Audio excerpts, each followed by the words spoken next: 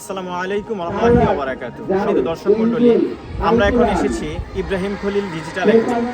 আমরা এখন সরাসরি দেখব ইব্রাহিম খলিল ডিজিটাল একাডেমির ছাত্রদের মাঝ থেকে কিভাবে সঠিক নিয়মে মুসাফাহা এবং মুআনাকা করতে হয়। চলুন দর্শক, আমরা দেখে আসি সঠিক নিয়মে কিভাবে মুসাফাহা এবং মুআনাকা।